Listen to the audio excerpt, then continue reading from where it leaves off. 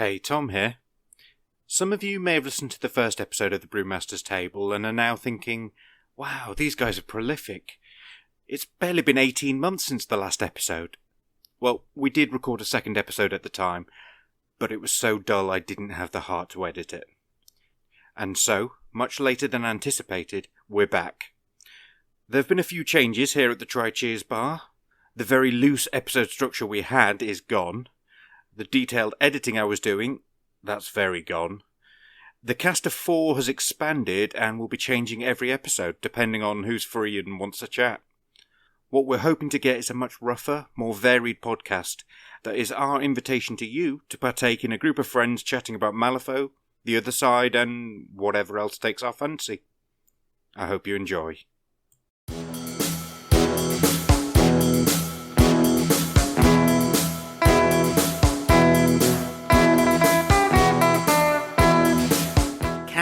Come in. Take a seat at my table.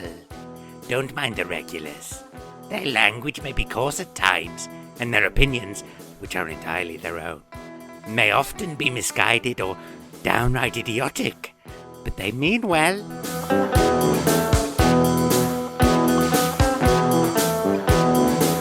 Help yourself to some shine and enjoy your stay.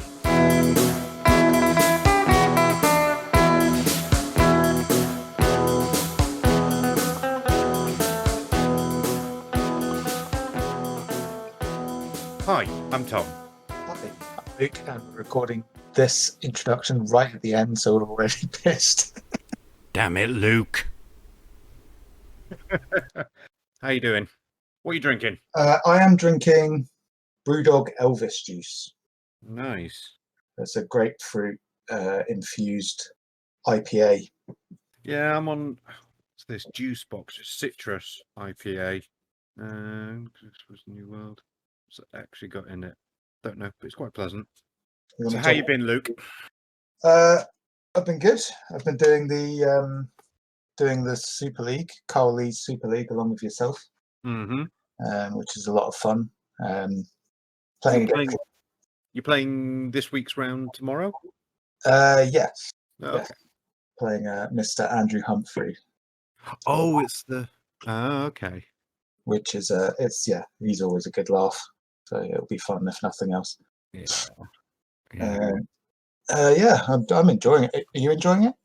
Yeah, I am. It's a bit of a weird situation for me, having come in late, and I started the league on 5 losses. I don't think anyone on the podium will. Well, I think the podium combined will have less than 5 losses come the end. So I'm not really playing to win. I'm just playing to try a few things out and get some games in and have a bit of fun, which is good. I like that. I do wish I'd declared, given that I joined 2 weeks before Explorers release, I wish I'd declared Explorers so I could play them instead. Yeah, there's one guy did, Stephen. So for the first half of the league, he literally, I think he only had, so he had a choice of McCabe or Bass. So that noise is my cat in the litter box. Okay. But yeah, now he has the full. But we pretty much mostly draw, right? When we play. Yeah, I think so. I don't think either of us have ever gone in hard and gone, right, I must win this game. I think if we were met on the top table at Masters, we would still go, oh, this is going to be a laugh. Yeah. Get drinking. Yeah, it's like we said, next time we draw each other at a tournament, let's just call it a draw and go for a pint, right? Yeah, I don't think they'll let us do that if we're top table at Masters, though. We're going to share the crown.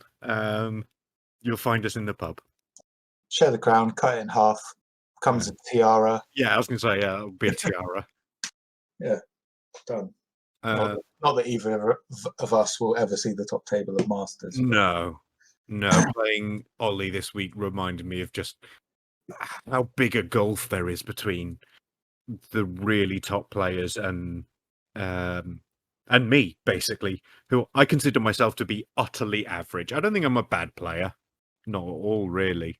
No, you're definitely not a bad player. But I'm completely average, and I'm mostly okay with that. I don't. It's never. So we started off the game, and I'm playing Shenlong, and he started. I'm surprised not to see Fuhatsu. Like, well, I don't think he really has. I don't see the synergy with Shenlong for Fuhatsu. I know Fuhatsu's good. I just never really find a place for him in my crews. And Ollie starts explaining how you put fast on someone and focus 3, and then move all of those conditions onto Fuhatsu and move Fuhatsu up the board, and he fires 3 focus shots turn 1. It's like, oh yeah, I guess you could do that. I really don't want to. Yeah, I mean, that's happened to me before. I've been on the receiving end of a multi-shooting focused for Hatsu, and it's not. Just, yeah, and the way I've been playing Shenlong, it's that just doesn't fit with my idea of how that crew would work. And while it gives you a big boost on turn 1, I think it's going to hamper you in later turns. And I'm planning for turn 4 or 5 on turn 1. Yeah. And it just doesn't seem fun. I mean, that's one really good thing about this this league, because usually, at a tournament, we go to the tournament and the first round is random. Mm-hmm. So you might get to play someone in that round, you might not. And then because of the Swiss pairing system, you usually always play someone in that round. Huh? You said you might get to play someone, or you might not. Oh, I just missed some words. I mean, you might. Yeah, no, you might get to play a specific person as well. Right. Oh, I see what you mean. Okay. So you might get to play someone who's like a top table player, for example, in the first game. And then as the Swiss pairing sort of works it all out, you end up playing people your level, which for me is usually like the mid-table group. The great thing about the league is everyone plays everyone. So I'm going to play loads of people that I probably wouldn't normally get to play.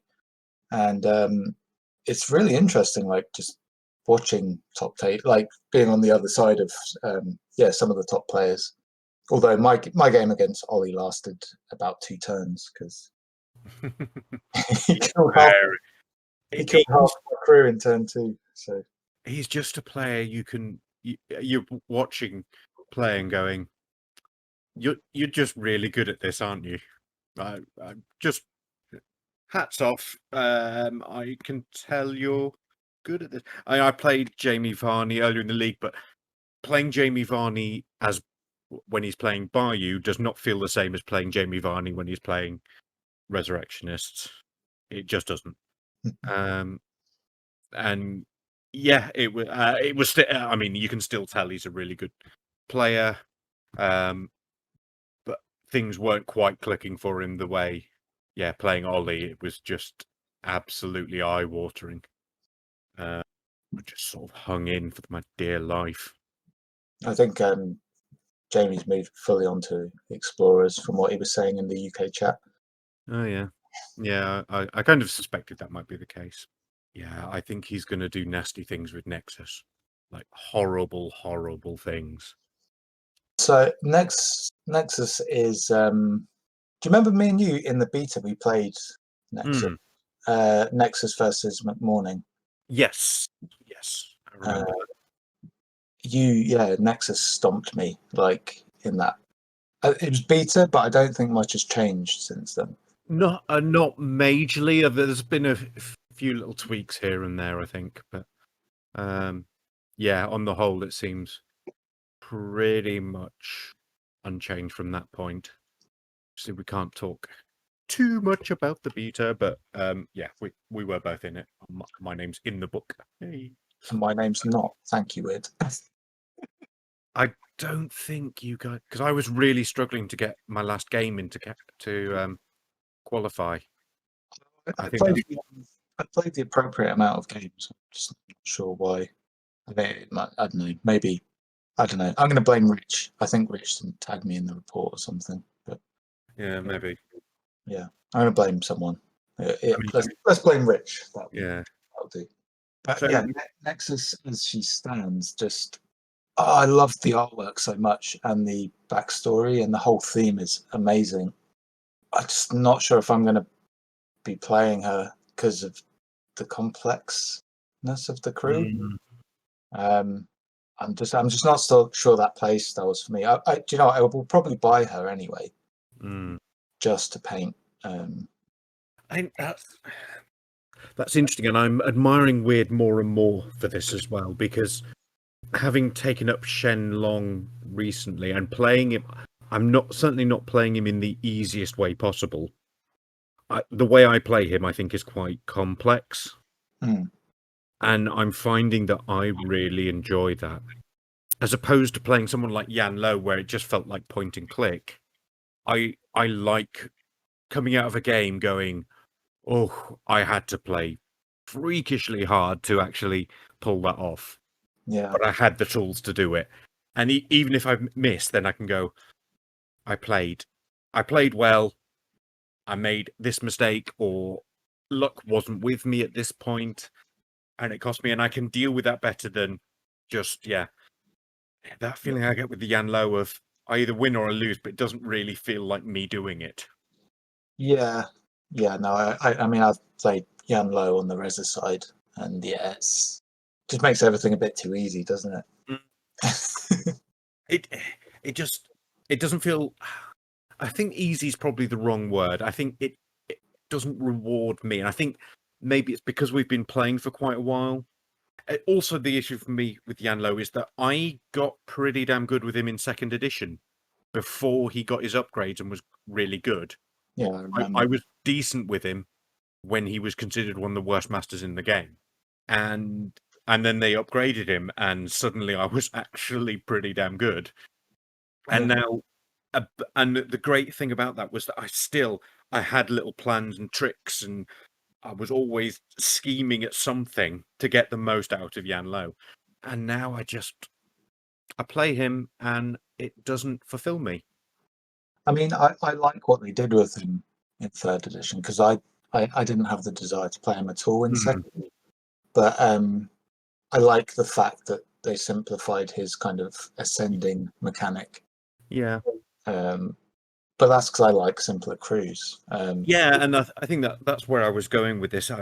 How much admiration I have for the way they've set this up, that you can have a very complex master and a much more straightforward master. I don't want to say a completely straightforward master, because I don't think any of them are. There's always levels of it, but I mean, so if we're talking about explorers, Nexus is one end of the scale of there's so much going on, and if you play it well, you're going to win, basically. Yeah. But if you make a mistake, you're going to pay for it.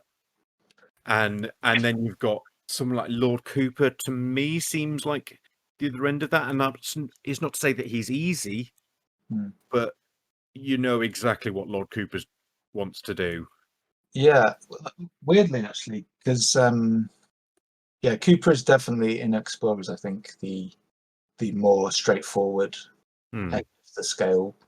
But like, I mean, I've only had 4 games playing as him.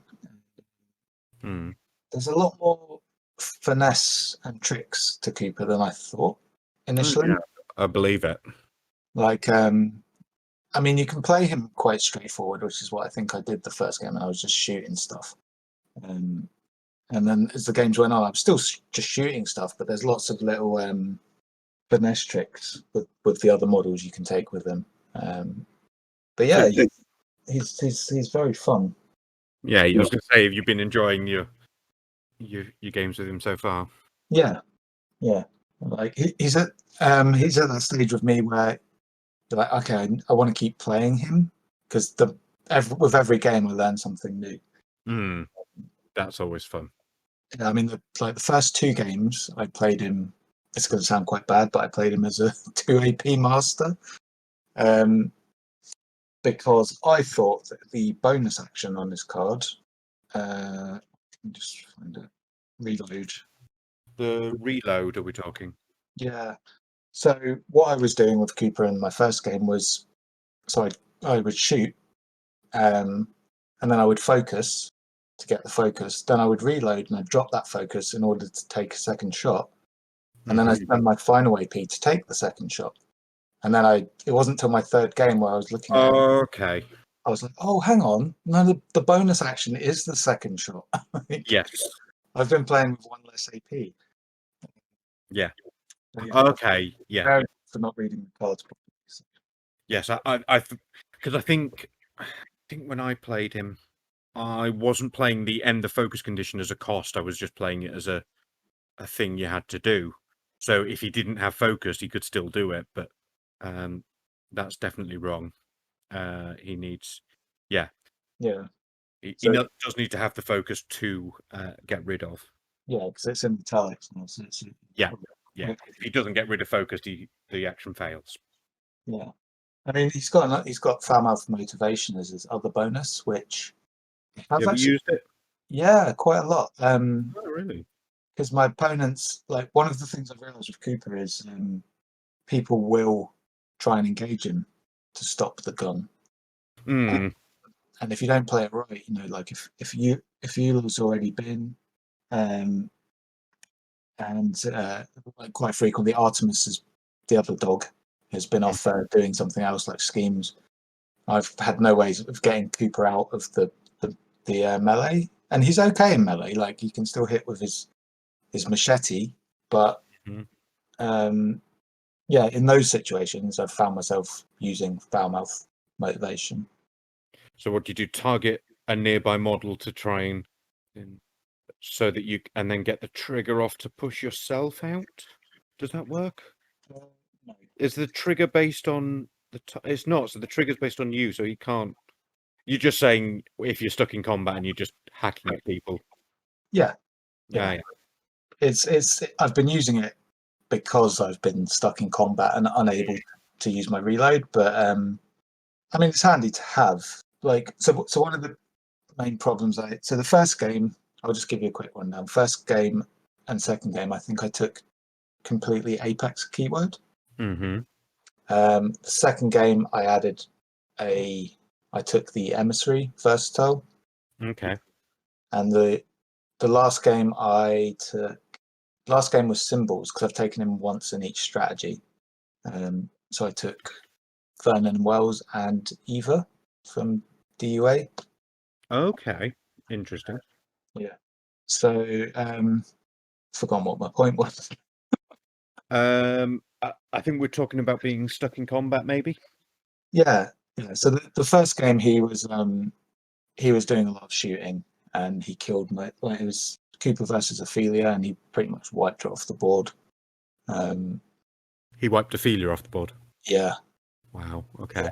I mean, she was still there, but the rest of her crew wasn't. Mm. And then the second game was against Bass with his new sandworm. Presume Guild Bass in the hands of a Mr. Trevelyan. Yes. So he played extremely well. Like he first turn or so, he just kind of stayed out of my way and like didn't really allow Cooper to shoot. He was just behind things. And then he got the sandworm out and engaged him. And once Cooper was engaged, then he brought the rest of his crew out. But yeah, it's kind of it's interesting putting him into our little meta because it's interesting watching people learning how to counter him, and I'm learning how to play him. So it's kind of Balancing out. Yeah, but like 4 games in, I think I'd like to be sort of 10, 15 games in because I think that's when I'll really start. Like I think it's at that level where you start to remember everything that's on the cards. You don't have to really look at them as much.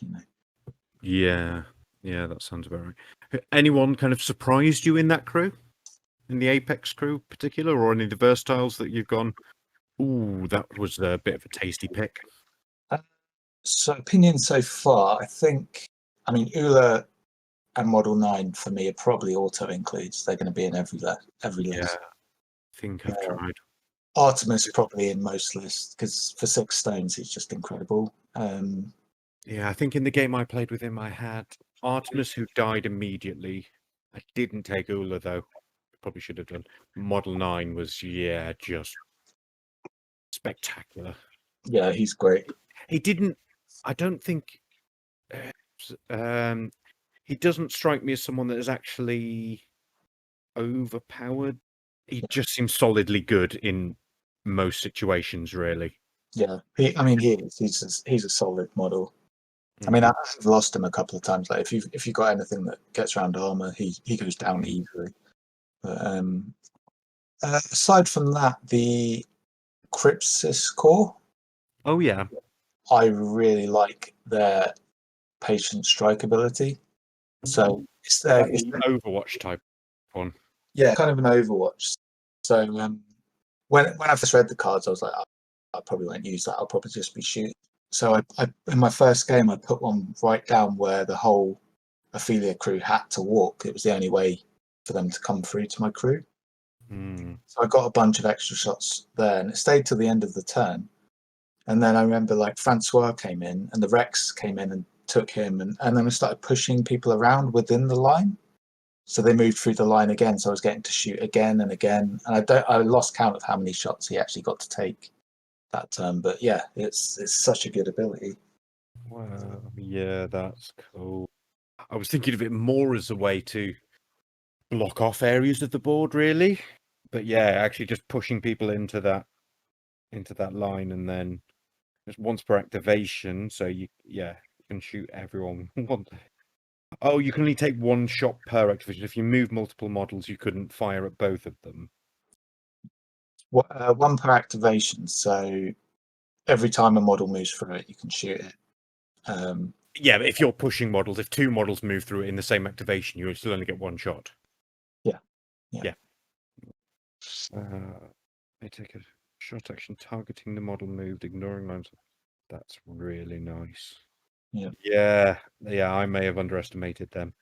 And when you're like, if you're not doing that and you're just shooting with them, the fact that they can, if you've got a condition, they can add a suit, and they've got a crit strike trigger. So what I've been doing with them is either shooting people, putting in a mask to give them staggered from long range away, or putting in the ram for a crit strike. And then if you flip the ram, the damage track goes to 4, 5, 6.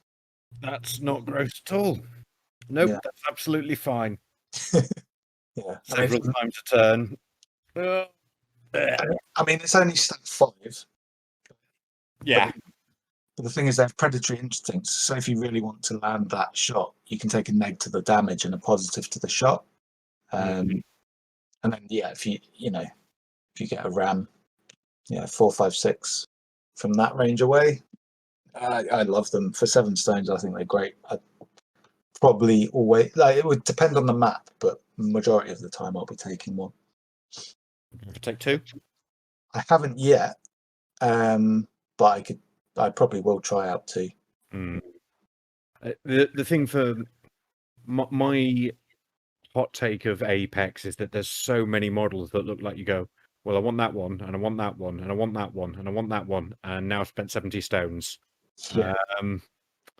Right. Who's going to miss out? Which is a good place, I think. Yeah. I haven't tried the harpooners yet. For that reason, there's never enough stones to go around. You know where the harpooners will be really useful. I'm just having with patient strike. Corrupted ley lines. Just to, particularly if you can control activations and just keep dragging your opponent off the markers. Yep. I mean, it won't work against like Wandering River Monks because I'll just push back onto them. But because they've got their harpoon gun push the target up to 3 inches towards this model, but it's got a built-in ram to lead the target. When resolving, this model may push the target in any direction instead of towards this model. Yeah, that's really good. So yeah, it is only stat 5, so it's not as. But yeah, that's another thing. If you're using patient strike, that's another way of moving models through the sightline, right? Yeah, there is that as well. So I will definitely try one out. The Vitality Huntsman. I've not really got a lot out of them so far, but that's more to do with me than the actual models. I think that was me just using them badly. They're really good with the Crypsis core because they can drop one of their pit traps right next to them, and then the Crypsis core have the beneath the leaves, so the area within 3 of the Crypsis core becomes the same as the trap, so it would become hazardous severe.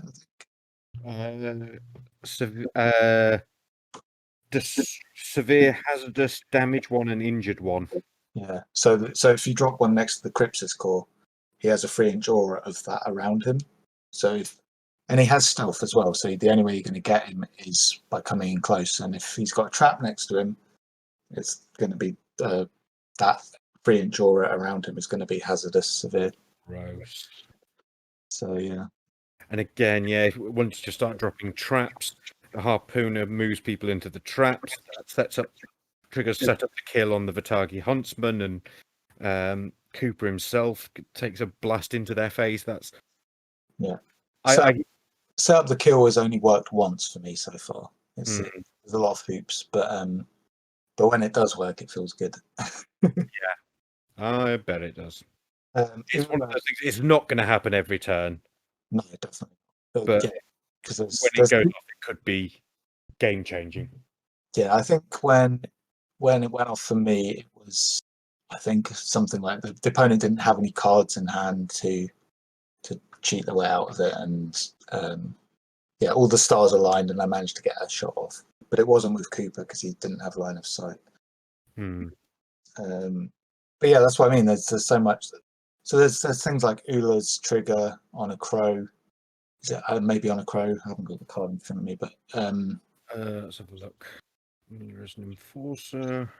So if you get him in an attack, then Cooper can take a shot, ignoring friendly fire.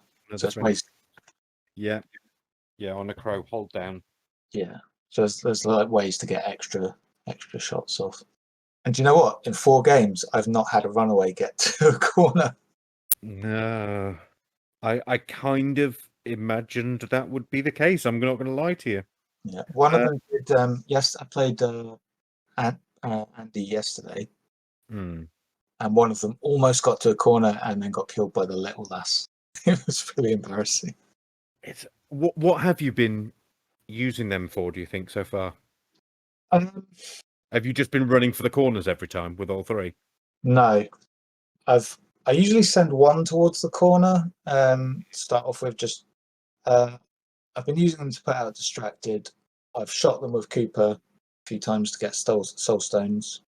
My game yesterday, I used one to score the second point of Leave Your Mark, because I was 1 scheme marker short at the end of the game, and he was around, so Cooper shot him.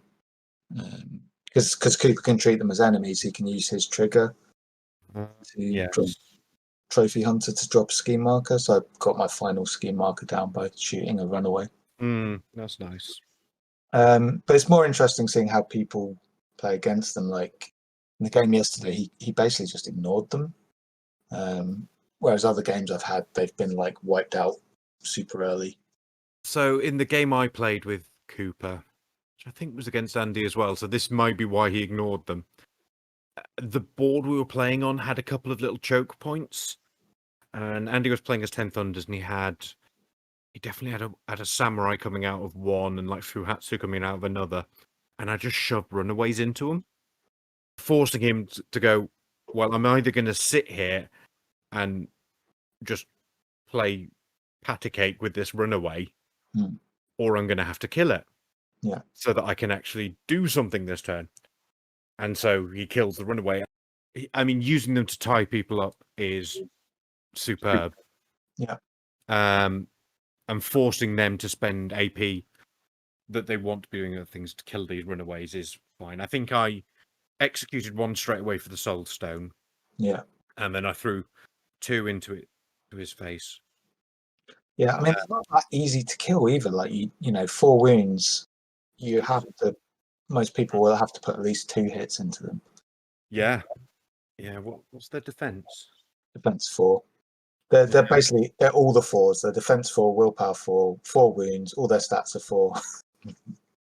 Easy to remember. But Call for Help's a really good ability. Like, it goes off quite a lot.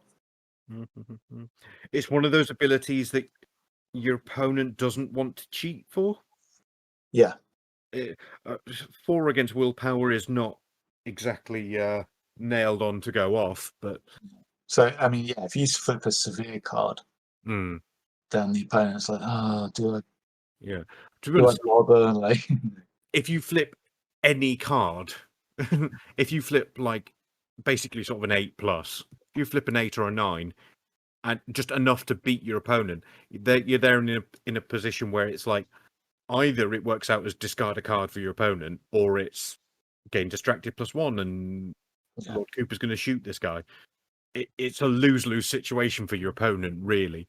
Yeah. I think it's one that I would never cheat myself either. And the thing is, if you flip low, if you flip like 2 or 3 or something, it's getting that card out of your deck. So yeah. So what? Yeah. Oh well. My totem's bonus action didn't go off. Yeah. I can.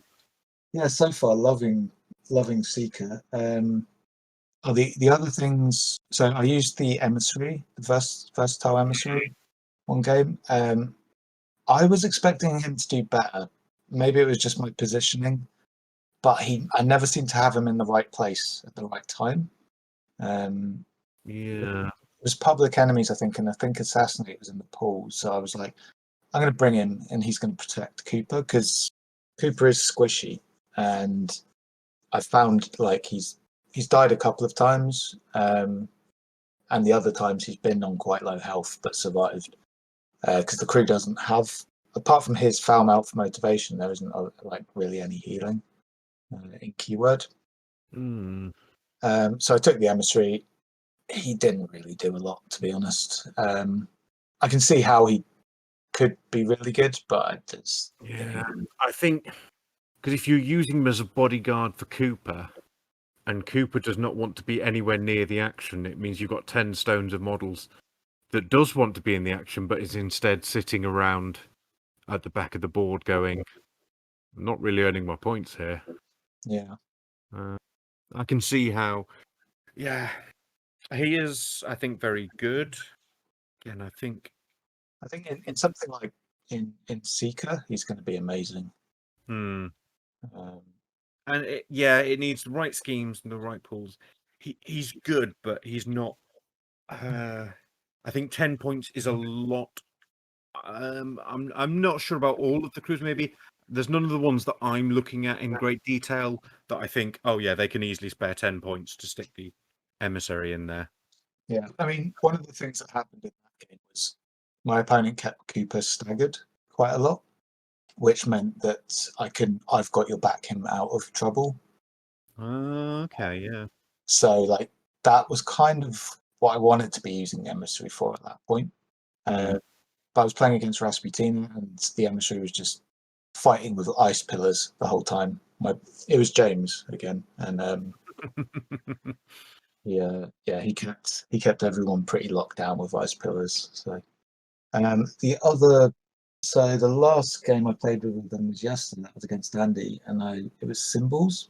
And I thought Cooper's probably, it's not really a scheme for him, but I wanted to try him out in every strategy. So it was pretty much the same crew. I didn't take like the Rex or a Vitagi Huntsman, but I put in Vernon Wells and Eva Havenhand from DUA. And so I didn't really know how it was going to work, but I thought I'll put in Vernon and Wells, Eva. Vernon and Wells, I presume, are to carry the lodestone? No, Symbols. So it's Symbols of Authority. Sorry, yeah, not ley lines. Okay. Just to go grab things then. Yeah, I took Schemy Schemes. So I took a Leave Your Mark and Breakthrough. So I thought between Eva, Artemis, and Vernon Wells, they'd be doing all that stuff. So it was more of an experiment to see how each of them performed. Because Eva has Secret Passage. So, same thing as Hucksters and Seamus. So she can just teleport. So she went off initially, got my first marker, couldn't get my second, and I think I can't remember. Yeah, she scored some breakthrough points as well. Vernon and Wells is really fast and can do a lot, but all his stuff is a walk action, so he's quite easy to lock down. which my opponent, yes, of course. yeah, my opponent did. So he's got onward. So that's to walk as a bonus action.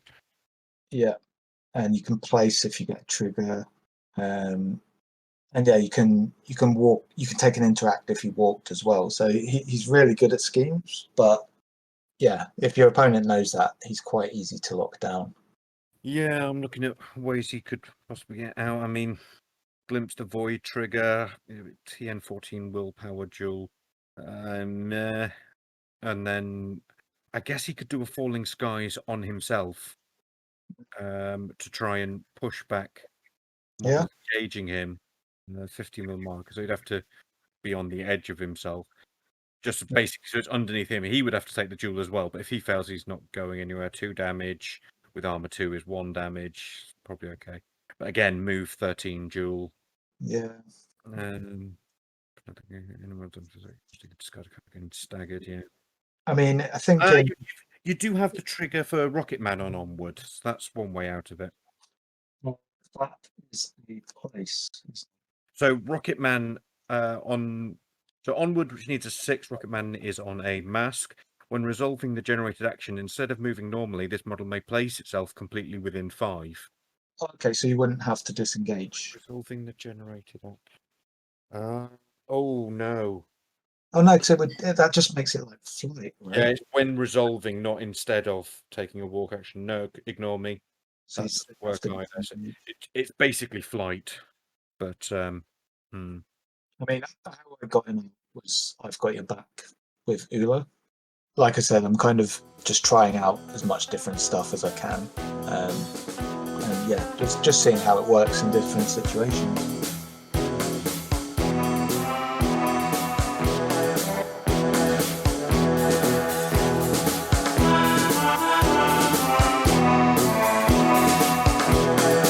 Closing time. You don't have to go home, but the regulars should probably go and sleep it off. We'll be back soon, and I hope you can join us again. In the meantime, you can contact us on Twitter at Brewy's Table or email on thebrewmasterstable@gmail.com.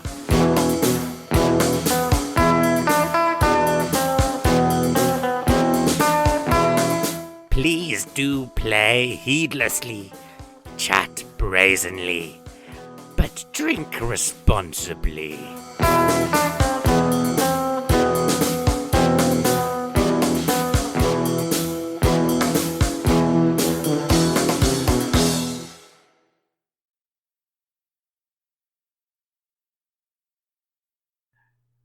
next time on the Brewmaster's Table. Probably for the best. It's a terrible film. Does that, like the way you were saying that, sounds like you're fantasizing a little bit. You do make me a little bit sick sometimes, Luke. I can see now why Rich hugged that chef.